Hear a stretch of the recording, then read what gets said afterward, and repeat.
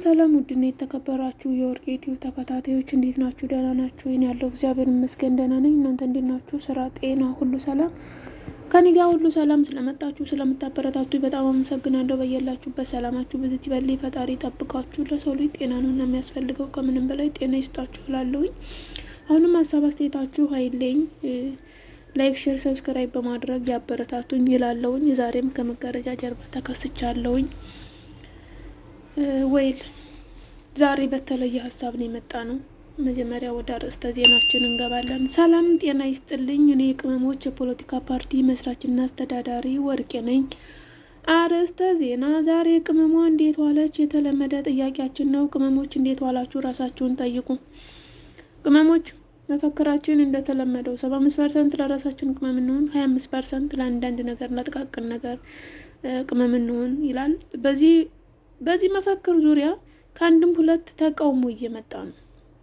ለምንድን ነው 75% ራሱ ብቻ የሚሆነው? ለኛ 25% ራሱ ብዙ ነው እኮ ለሌላ። መጀመሪያ ለራሳችን እንሆንና ከዚያ ስንተርፍ ነው ለሌላ 25% መሆን የምንችለው የሚል ሀሳብ መጥቷል።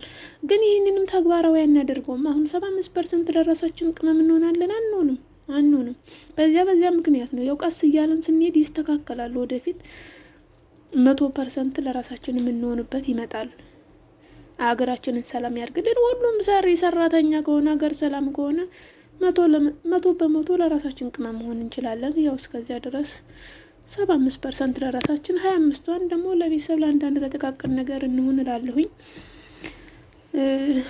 ወይል እንግዲህ ወደ ዛሬ ፕሮግራማችን እናልፋለን። ስለ ሎሚና ጨው ነው ዛሬ ማለት ነው። ከቅመሞች ጋር የሚያያዝ ነገር ስላለው ነው ይሄን ላቀርብ የፈለኩት። ሎሚና ጨው የራስ ምታት ህመምን በ3 ደቂቃ ለማከም። ምክንያቱም ብዙ ጊዜ እኛ ቅመሞች ራሳችን እንታመማለን። ወይ በቂ እንቅልፍ አንተኛም፣ ወይ በረሃብም በጭንቀትም በምንም ነገር አንተኛም። እና እስኪ እናንብበው ይሄንን። ከባድ የራስ ምታት ህመም ማይግሬንስ በዓለማችን የበርካቶች ስጋት መሆኑ ይነገራል። ጭንቀት፣ አደንዛዥ እጾችን መጠቀም፣ የምግብ እጥረት፣ የሆርሞን አለመመጣጠንና የመድኃኒቶች የጎንዮሽ ጉዳት ለህመሙ በመነሻነት ይጠቀሳሉ። ያኔ ብዙ ጊዜ አሁን ምግብ በሰዓቱ ካልበላን እንጨናነቃለን። ቅመሞች ጋር ጭንቀት አለ ብዙ ጊዜ ማለት ነው።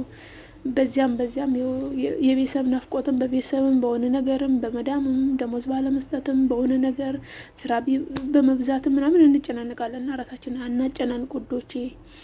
ጭንቀት የለም ማለት አይደለም፣ አለ ሁላችንም ጋር። ግን ራሳችንን ማጨናነቅ የለብንም ያን ያህል ጤናችን እስከሚጎዳ ድረስ ማለት ነው።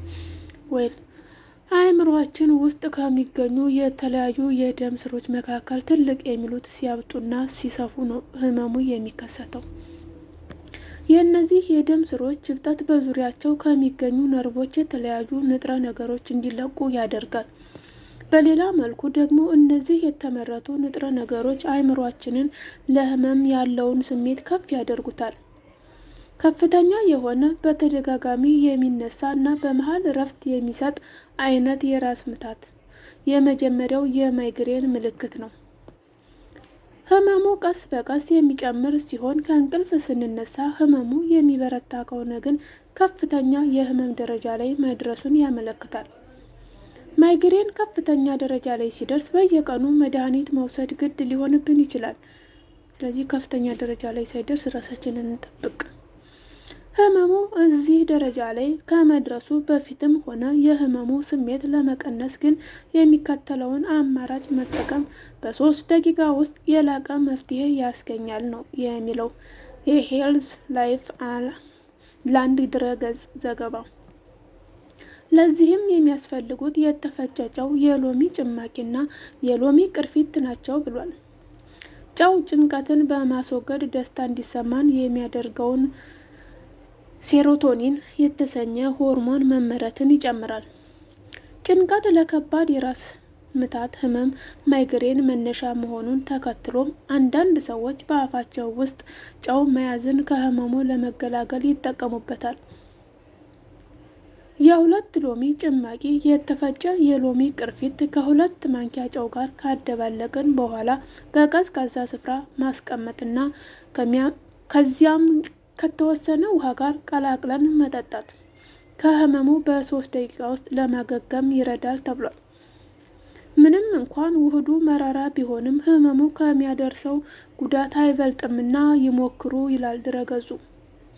ይሁን እንጂ ከፍተኛ የደም ግፊት ህመም ካለብዎ ጨው ችግሩን ስለሚያባብሰው ከላይ የተጠቀሰውን ውህድ ባይጠቀሙ ይመከራል።